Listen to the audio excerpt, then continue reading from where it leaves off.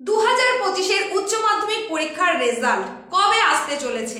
Result কেমন হচ্ছে? সার্বিক পাশের হার কি রকম? কোন ডিভিশন বেশি পরিমাণে আসছে? কোন জেলা এগিয়ে রয়েছে? এবং তারই সঙ্গে সঙ্গে সর্বোচ্চ নাম্বার কত হতে পারে?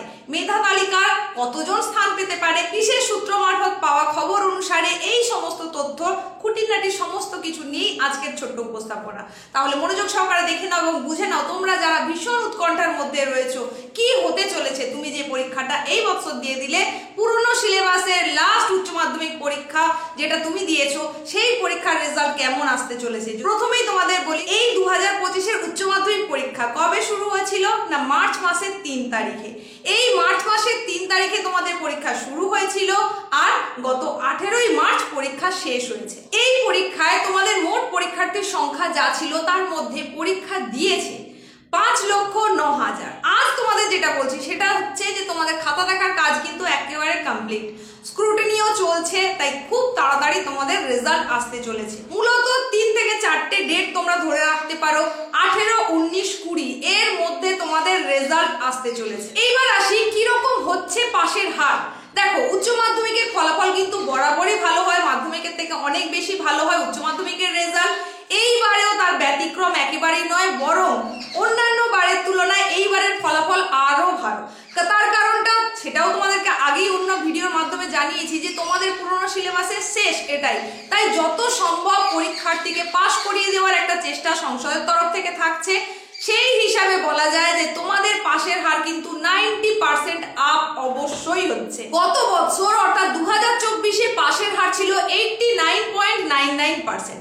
তার জায়গায় এইবারে তো পাশের হার এমনিই বেশি হওয়ার কথা, 89.99 মানে অলরেডি সেটা 90%। সুতরাং তোমাদের এইবারে পাশের হার 90% তো ছাড়িয়ে যাচ্ছেই এবং অনেকটাই বেশি হচ্ছে।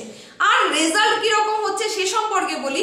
ফার্স্ট ডিভিশনের পরিমাণ কিন্তু খুব বেশি পরিমাণে হচ্ছে, সেকেন্ড ডিভিশন, থার্ড ডিভিশন সমস্তটাই বাড়ছে, কিন্তু তাদের নিরিখেও ফার্স্ট ডিভিশনের সংখ্যা কিন্তু অনেক বেশি। তোমাদের রেজাল্টে অনেকেই আছো যারা খুব ভালো নম্বর পাচ্ছ। তোমরা যে সাবজেক্টগুলো 80-তে পরীক্ষা দিয়েছো সেখানে তোমাদের পাশের জন্য দরকার 24 নম্বর, যেগুলো 70-এর পরীক্ষা দিয়েছো সেখানে পাশের জন্য দরকার 21 নম্বর। তো যেগুলো 80-র পরীক্ষা তোমরা দিয়েছো সেখানে যেখানে 24 দরকার, সেখানে যদি তুমি 18, 19 পর্যন্ত পেয়ে থাকো তাহলেও তুমি বুঝে যাও যে তুমি পাস করছোই, কারণ গ্রেস নম্বর সেইভাবেই দেওয়া হচ্ছে।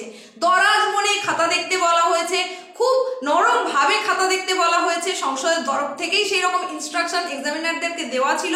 সুতরাং পাশের হার বাড়ছেই।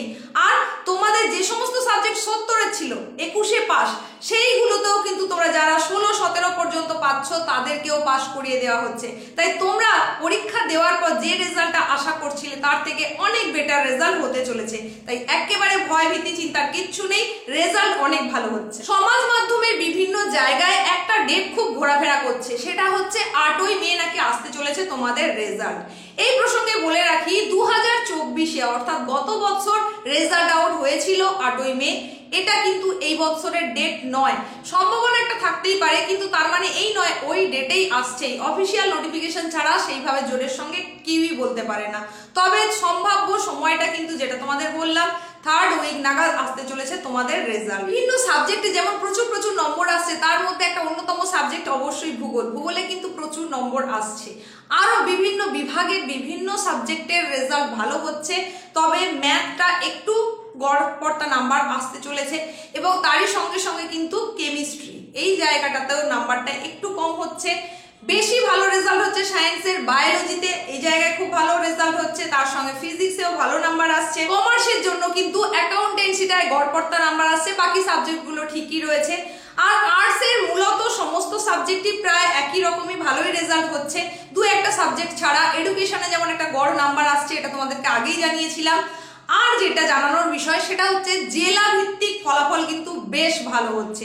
তোমরা দেখেছো গত বছর জেলাগত দিক থেকে পূর্ব মেদিনীপুর সবার থেকে এগিয়ে ছিল, এইবারেও কিন্তু সেই রকমই একটা ট্রেন্ড লক্ষ্য করা যাচ্ছে। তো দেখা যাক, সম্পূর্ণ ফলাফল প্রকাশের পরে সেটা আরো চিত্রটা পরিষ্কার হয়ে যাবে।